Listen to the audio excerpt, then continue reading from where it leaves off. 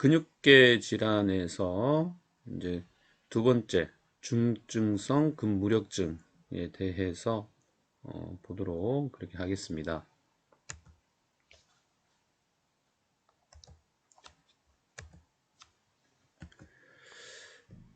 예. 자, 지난 시간에 우리 이제 진행성 근이 영양증이라는 근육계 질환을 배웠죠. 이 진행성 근이 영양증은 말 그대로 근육 자체에 문제가 생겨서 전체적으로 근의 약화가 오고 시간이 지나면서 이제 근육의 강직 또 그리고 호흡근의 약화 막 이런 것들이 이제 진행이 되면서 심한 경우에는 이제 조기에 사망할 수도 있고 또 그 타입에 따라서 유형에 따라서 심한 근위 영양증이 있고 또는 좀 심하지 않는 그런 타입의 유형이 있었고 또 유형별로 즉 유전자의 형태별로 S 링커 즉 성염색체와 관련된 이제 이 MG냐 또는 상염색체와 관련된 MG냐에 따라서 일단 여러 가지 그 유형들이 있었어요. 자, 그런 것들도 꼭 기억을 좀 하시기 바랍니다. 자, 오늘 역시 이제 근육계 질환의 두 번째인데요. 제목이 중증성 근무력증이에요. 자, 제목에 어느 정도 이 질환에 대한 내용이 담겨져 있습니다. 중증이다, 그죠? 심각한 거예요. 그리고 근육의 무력증, 이 무력증이란 말은 쉽게 얘기해서 약하다, 이제 이완증이다, 이제 이렇게 이해를 하시면 되겠습니다. 즉 뭡니까? 심각한 근육의 이완성 질환이다 라고 이해를 하시면 되겠고요. 그러니까 이 현상은 지난 시간에 했던 이 진행성 근위 영양증과 거의 근약화와 같은 양상은 비슷해요. 하지만 발단의 원인이 좀 달라요. 자, 이 MG 중증성 근무력증은 자, 여기 나와 있듯이 이 신경근 접합부의 문제입니다. 자, 여러분 이제 1학년 또는 2학년 때 우리 해부학에서 배웠듯이 신경과 즉 말초신경과 근육이 접하는 부분을 우리가 신경근 접합부라고 하고, 자, 여기서 신경이 근육을 조절하는 그런 기능을 이 부위에서 하게 되는데 이때 쓰이는 중요한 신경 전달 물질이 아스틴콜린이라는 게 있었어요. 그래서 이 MG는 신경의 말단 부위에서 분비되는 아스틴콜린은 정상적으로 분비가 되는데 뭐가 문제다? 수용체의 문제입니다. 자, 수용체가 이걸 잘 받아들이지 못하는 거예요. 또는 수용체가 쉽게 얘기해서 고장이 난 거죠. 자, 이렇게 해서 근육이 힘을 못 쓴다. 무력증이 초래되는 걸 중증성 근무력증이라고 합니다. 그래서 정의를 좀 잘 기억을 하고요. 자, 요게 우리 지난 시간에 배웠던 진행성 근이 영양증과 그 원인 자체가 확연히 다른 그런 중요한 차이점이 되겠습니다. 자, 이것도 후천성 자가 면역 질환이에요. 그래서 선천이 아니 대부분이 후천. 처음에는 이제 정상이었다가 이제 성장을 하면서 이러한 수용체의 퇴행성 질환이 나타나는 거라고 보시면 되겠고, 자, 자가 면역 질환. 자, 지난 시간에도 얘기했듯이 자가 면역 질환은 정상적인 세포가 이상 신호를 보내서 이런 면역 세포들이 이제 그것을 공격한다는 거죠. 즉 평상시에 활동이 없는 그러한 이런 이 시기에서도 계속적으로 면역 세포가 이러한 세포를 정상 세포를 공격하기 때문에 에너지 소비가 그만큼 많다. 지속적으로 에너지가 소비가 된다. 방출된다. 자, 따라서 역시 이 MG 역시 에너지를 보존해야 되고 에너지를 최소한 아껴야 돼요.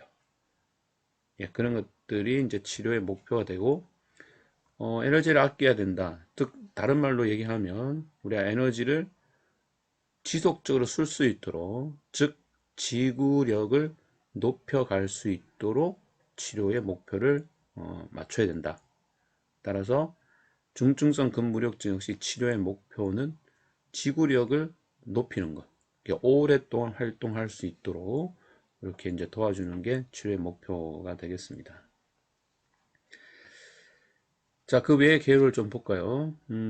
자, 여자가 좀 많네, 그죠? 그리고 특히 이제 젊은 시기에서 이러한 후천성 질환들이 발견하게 되고, 따라서 20에서 40대 주로 이제 여성에게 많이 호발을 한다고 합니다. 자, 원인은 알 수가 없고요. 유전성도 아니다. 단지 이 신경근 접합부의 이런 후천성 그런 문제로 이제 MG가 발현이 된다. 자, 확실한 원인은 없지만 이렇게 다양한 요소들은 있어요. 그래서 이런 것들이 이제 합해져서 이런 원인 인자를 촉진시킨다 라고 보시면 됩니다. 감염, 외상, 스트레스, 내분비 장애가 여기에 해당이 됩니다. 자, 원인은 위에서 얘기했던 신경근 접합부의 결함이 되겠습니다. 자, 이 밑에 그림이 이제 신경근 접합부에서 아세틸콜린이 분출이, 신경계 말단에서 아세틸콜린이 분출이 되고, 연접 이후 막에 있는 아세틸콜린 수용체에서 이렇게 연접하는 그런 그림들이 되겠고요. 자, 여기는 이제 이렇게, 예, 이 수용체가 이렇게 고장이 났다, 그죠? 손상이 난, 따라서 이 MG가 발생이 되는 그런 기전이 이 그림에서 설명이 되고 있습니다. 자, 따라서 이렇게 신경근 접합부에서의 문제이기 때문에 신경근 접합부가 많은 근육들, 즉 다시 말해서 운동 단위가 큰 근육들은 어느 정도 그 기능을 계속 유지할 수 있어요. 뭐 한두 개의 수용체가 고장이 나더라도 그 주위에 있는 여러 수용체가 존재를 한다면 어느 정도 근육의 기능은 유지가 되는데, 특히 운동 단위가 작은 부위에서는 즉각적으로, 그죠, 이 현상들이 나타나요. 따라서 운동 단위가 작다는 말은 다시 얘기해서 근 자체가 작은 근육들이에요. 주로 어디에 있는 얼굴 부위를 구성하고 있는 근육들이 운동 단위가 대부분 작죠. 또 먼 쪽에 있는 근육, 뭐 손가락이나 발가락 부분도 운동 단위가 대체적으로 작습니다. 근데 대표적으로 이제 얼굴을 구성하는 근육들인데요. 따라서 자, 이렇게 눈꺼풀을 구성하는 근육들, 입 주변, 자, 이런 데서부터 먼저 이제 발현 증상이 나타난다. 네, 그래서 눈 감기가 힘들다. 네? 또는 눈이 처져 있다. 안검하수가 생긴다. 이런 현상들을 볼 수가 있고요. 자, 밑에 있는 그림은 이 피로도가 증가된다는 그림이에요. 그래서 지속적인 에너지의 소비로 인해서 조금만 활동을 하더라도 이렇게 피로도가 금방 쌓인다. 자, 이런 그림이 되겠고, 이게 바로 MG의 특징이 되겠습니다. 자, MG의 분류예요. 자, 신생아에게서 일시적으로 나타나는 MG. 이걸 신생아 일시적인 MG라고 변명이 되고요. 특히 이제 뭐 긴장증, 저긴장증, 따라서 뭐 빨기 반사 이런 것들이 당연히 미약하겠고, 뭐 울음소리도 당연히 약할 거고요. 표정근의 역할이 없는 거죠. 그래서 얼굴 표정이 거의 없다.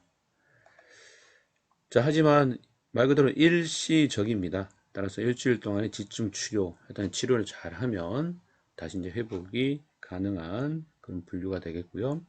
두 번째가 소아입니다. 소아의 경우는 MG, 12주 초가, 주로 이제 눈에서 나타나고, 또 다르게 이제 전신형으로도 나타날 수가 있습니다. 전체적으로 근력 저하와 호흡의 문제를 일으킨다.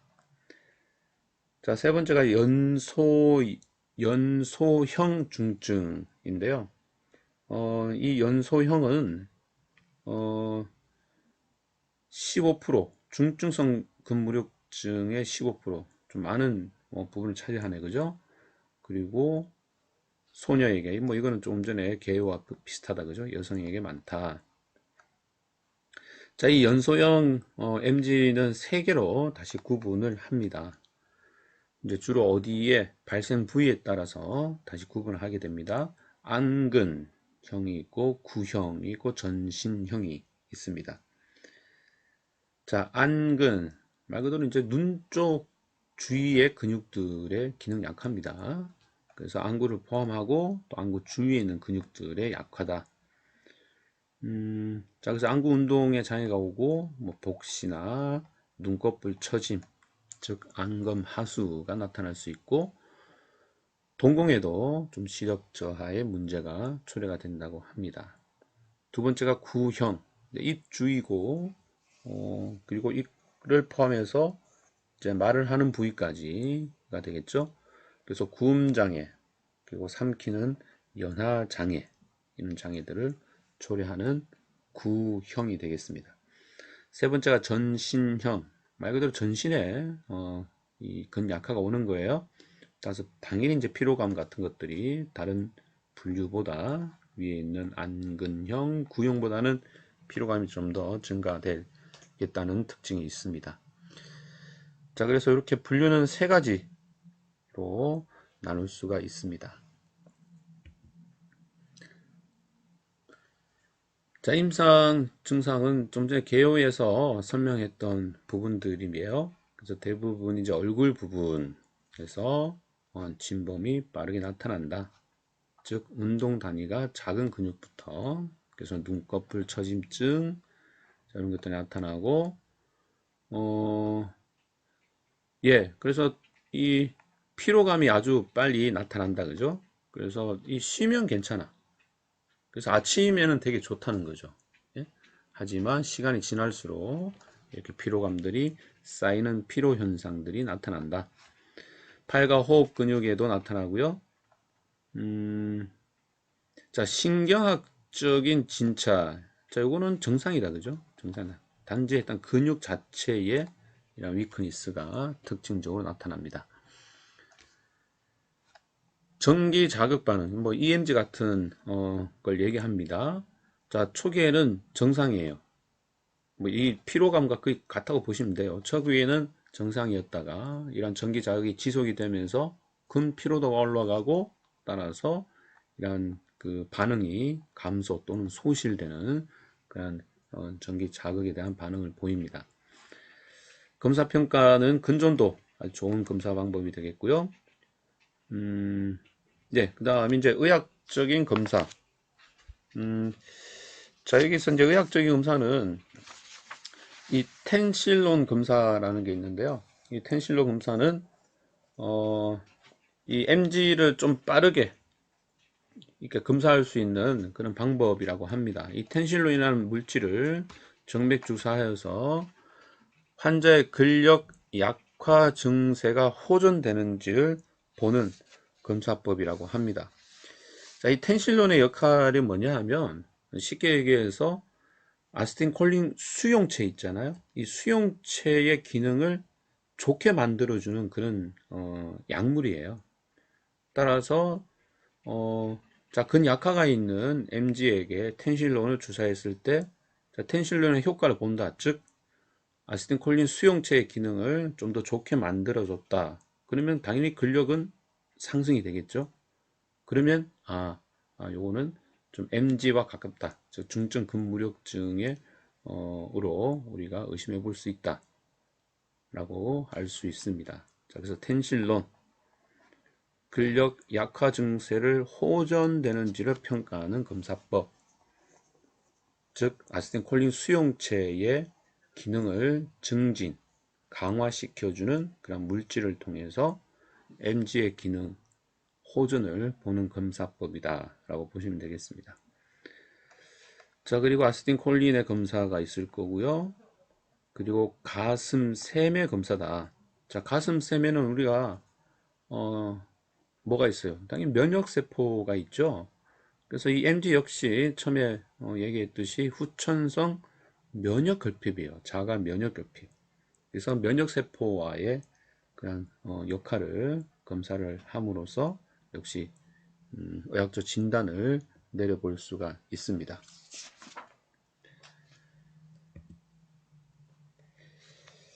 예, 자, 그렇게 해서 근육계 질환 두 번째, 중증성 근무력증을 봤습니다. 자, 따라서 이 근육계 질환 지난 시간에 했던 진행성 근이 영양증, 그 다음에 지금 했는 중증성 근무력증, 이 두 가지가 근육의 약화, 근육의 이완이 특징이었습니다. 자, 반면에 이제 세 번째, 근긴장증이 있어요. 자, 이거는 반대죠. 근의 약화보다는 증상이 어떻게? 예, 톤이 올라가는 긴장 상태가 계속 지속되는 거예요.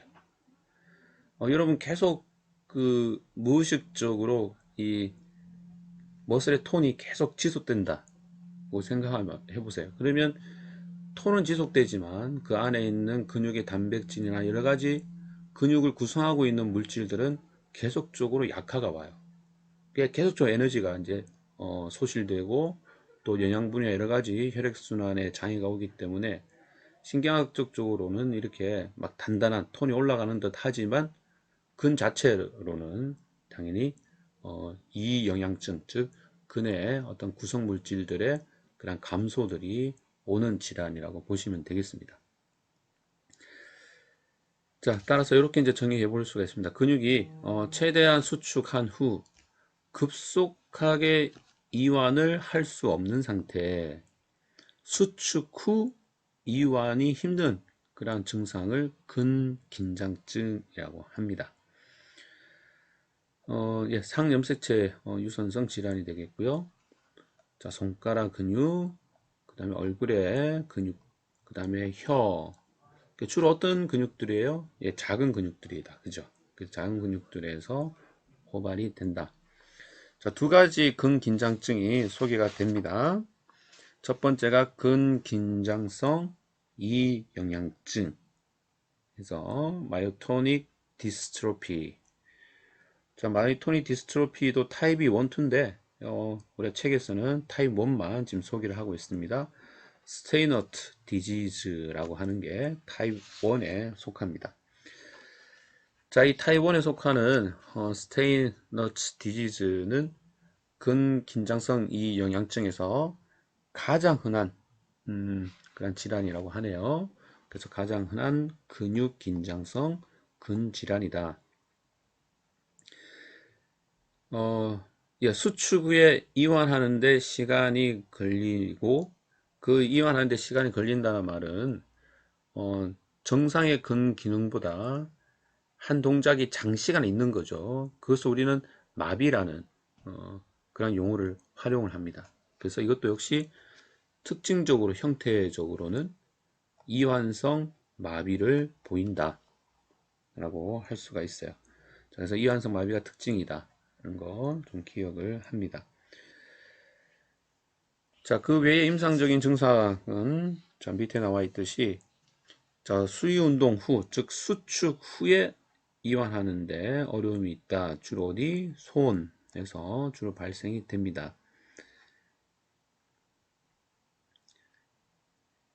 자, 다리보다는 팔에서 굽힌근보다는 편근에서 좀 더 증상이 호발하고요. 예, 눈꺼풀 처짐증 또 안구에서도 이러한 증상이 있는데 자, 특히 이제 얼굴이나 근육 여기 얼굴 근육에서 주로 이제 호발한다고 했죠. 따라서 우리 안구 눈에 있는 안구까지 영향을 미치는데 자, 특징적으로 백내장이 특징적으로 나타납니다. 자, 이거는 물론 이제 이 병리학적인 원인이기 때문에 여기서 설명하기는 좀 힘들지만 하여튼 눈과 관련된 이 근육계 질환은 대부분 안구도 같이 이렇게 합병증으로 또는 증상이 같이 온다고 이해를 하시면 되겠고요. 자, 여기서 특징은 이제 백내장이 함께 온다. 즉 눈의 복식, 즉 눈의 움직임도 장애가 있고 특히 안구 안에 있는 그러한 이 망막이나 안구의 구조물 역시 어떤 장애를 받는데 그 그 장애 중에 하나인 백내장이 조기에 발생이 되더라. 자, 얼굴의 형태는 도끼형 얼굴이 좀 많이 있다고 해요. 이 근긴장성 이영양증에는. 그래서 뭐 도끼형 얼굴은 지금 뭐 사진은 없는데요. 이 얼굴 형태가 길쭉한 형태라고 보시면 돼요. 그래서 길쭉하고 좀 턱이 이렇게 날카롭게 생긴 그런 얼굴 형태가 많다는 거죠. 예, 특별한 치료 방법은 없고 이제 약물 치료 또는 근육을 빨리 이제 이 회복시키는 그런 뭐 영양 것들이 이제 중요하겠고, 역시 이것도 합병증 관리, 특히 백내장이랑 합병증 관리가 중요하다고 합니다. 예, 근긴장증입니다. 첫 번째, 스테너츠 디지즈, 수축 후에 이완할 수 없는 그런 이완성 마비를 보이는 질환. 자, 두 번째의 근긴장증 질환이 선천성 근긴장증이 되겠습니다. 자, 최근 여러분 교과서는 134쪽에 나와 있는 내용이니까 참고하시고요. 자, 두 가지 형태가 있다고 하네요. 톰스 베커형 두 가지 종류가 있습니다.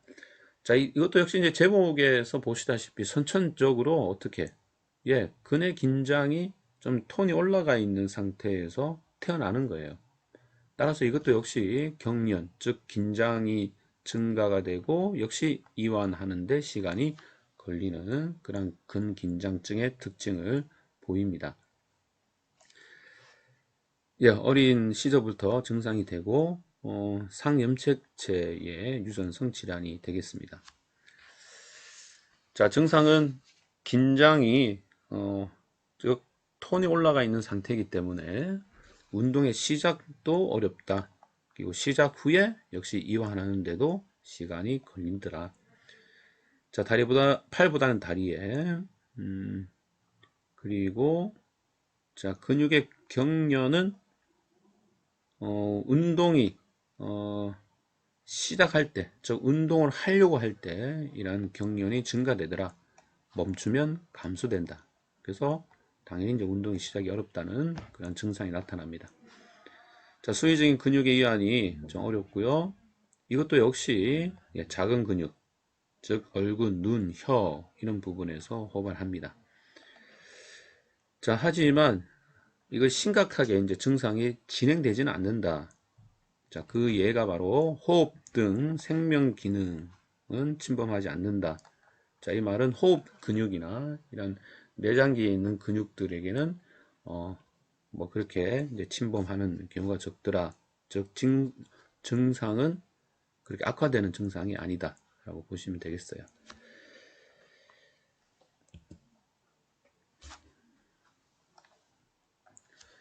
자, 치료를 볼까요?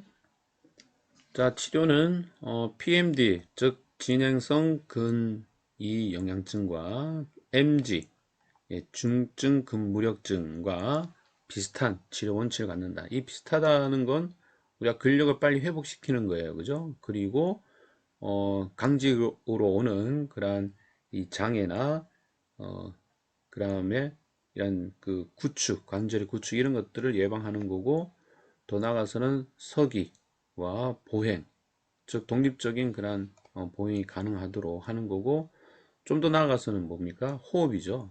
그래서 호흡이나 또는 심장근들이 약화가 오지 않도록 해주는 거다. 호흡과 심장근에 약화가 오지 않도록 해주는 운동은 바로 유산소 운동을 통한 근지구력을 회복시켜주는 게 치료 원칙이 되겠습니다.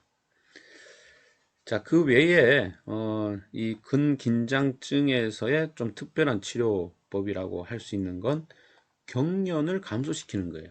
그래서 아까도 얘기했듯이 좀 전에 나왔잖아요, 그죠? 우리가 운동을 시작할 때 이렇게 경련이 증가된다. 따라서 이러한 경련을 좀 감소시키는 것들이 중요한데, 자, 경련을 감소시키기 위해서는 환경이 좀 필요해요. 환경. 어떤 환경? 그쵸? 따뜻한 환경. 자, 우리가 추운 곳에 가면 더 경련이 증가가 됩니다. 따라서 자, 따뜻한, 즉 온열 치료 또는 따뜻한 환경을 통해서 경련이 증가되는 것들을 좀 막아주는 게 필요하다. 우리가 냉치료를 하면 안 돼요. 그래서 온열 치료를 통해서 경련을 감소시켜 주는 게 좋다. 따라서 가장보다 일단 효율적으로 할 수 있는 그 뭐 ROM이나 근력이나 또 온열을 통해서 근의 경련을 감소시키는 걸 한복에 할 수 있는 거는 당연히 이제 수치료가 효과적이다, 그죠? 그래서 이 따뜻한 물에서의 수중 운동 또는 수치료를 적용을 하면 좀 효과적으로 치료가 되겠다 보시면 되겠습니다. 예, 자, 그 다음 이제 네 번째, 선천성 근무긴장증. 자, 이것도 제목에서 어느 정도 뭐 이제 증상이나 이런 것들을 알 수 있겠다, 그죠? 선천적으로 근의 긴장이 어떻게? 무입니다, 무. 예, 근의 긴장이 떨어지는 그런 질환이다. 자, 이게 이제 당연히 이제 근 자체의 문제예요. 근육 자체의 어떤 문제인데 원인은 알 수 없지만, 자, 이걸 다른 말로 오펜하임병이라고 하며 당연히 이완성 마비를 보이는 질환이다. 가족과 유전성이 있고요. 자, 특히 이 질환에서 척수의 앞불 세포가 발육부전되는 것들을 관찰할 수 있다고 해요. 자, 척수의 앞불 세포에는 뭐가 있습니까?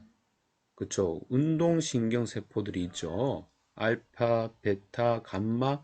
자, 이런 것들이 척수의 앞불 세포에서 있고, 자, 여기서부터 이제 시작한 말초신경이 가서 우리가 근을 지배하는, 즉, 신경근 접합부를 만드는 데 쓰이는데, 자, 이 앞불 세포의 발육부전이란 말은 다른 말로 운동신경 세포인 알파, 베타, 감마와 같은 운동신경 세포들이 장애를 받는다 또는 발육부전이 되었다. 따라서 당연히 이러한 운동, 얘들이 지배하는 운동이 잘 안 되는 거죠. 이게 바로 선천성 근무 긴장증의 그런 특징이라고 보시면 되겠습니다. 따라서 이제 증상으로는 근의 이완이 두드러지게 나타난다. 수축이 당연히 불가능할 거고요. 자, 하지만 뇌신경, 즉, 이 뭐 브레인과 또는 척수, 이런 신경과는 관련이 없어요. 따라서, 뇌신경을 지배받는 근육, 가로막, 지각, 지능, 자, 이런 거와는 상관이 없더라. 자, 다리에 좀 더 많이 침범이 되고, 예, 그리고 2, 3세에서, 예를 들어서 뭐 2세 정도가 되면 이제 앉을 수 있죠, 혼자. 예? 근데 혼자 앉을 수 없다거나 고개를 계속 가누지를 못한다거나 자 이런 증상들이 보입니다.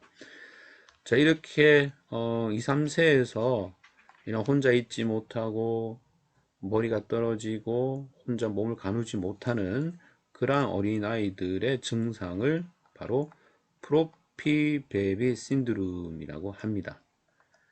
우리가 보통 이제 1세나 1세가 넘어서면, 뭐 1세 이제 전후를 보시면, 우리 부모님이나 이제 어른들이 애기의 손을 잡고 손을 요렇게 위로 들면 자동적으로 머리가 구부러지고 올라온단 말이죠. 이렇게. 이제 올라오지는 못해요. 또 머리도 뒤로 처져 있고. 자, 이러한 형태가 바로 이제 프로피 베이비 신드롬이다. 라고 합니다. 뭐 이걸 뭐 구용어로 비실비실 뭐 이런 말을 쓰는데요. 그냥 힘이 없는 아동, 예, 근력이 떨어진 아동 뭐 이렇게 이해를 하시면 되겠습니다. 자, 그리고 예, 정기적인 자극의 근육의 반응은 당연히 감소가 되고 자, 깊은 힘줄 반사. 자, 깊은 힘줄 반사는 우리가 고유 수용성 이 감각에서 나타나는 반사예요.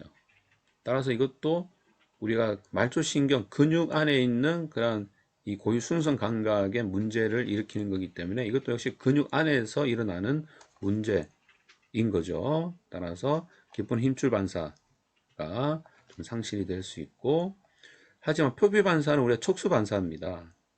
그래서 요거는 정상이다. 하지만 깊은 힘줄 반사는 우리가 고유 수용성 감각에서 오는 반사기 때문에 감소 또는 상실될 수가 있더라. 자, 이렇게 선천성 근무긴장증, 대한 중재는 말대로 이완에 대한 근육이 힘이 없는 거에 대한 회복이에요. 따라서 신체의 근력 저하에 대한 회복, 이런 게 당연히 이제 관절의 운동성 회복으로 진행이 될 것입니다. 그래서 이제 뭐 여러 가지 방법을 다 이렇게 사용하면 됩니다. 뭐 하나 딱 이걸 사용해라 그건 아니에요. 하지만 좀 효과적으로 이걸 치료하기 위해서는 스태틱이나 다이나믹을 이용한 뭐 그쵸, 이 postural stability, 자세 안정화 운동이 좀 더 효과적으로 이러한 근무 긴장증 아동에게 근력을 회복하는 데 도움을 줄 수 있다라는 말이에요. 그래서 여기에 postural stability가 나오고, 자, 이 postural stability는 밸런스 또 safety 증진에 효과를 줍니다. 그리고 이 포스처 스테빌리티는 어디에 이용되느냐?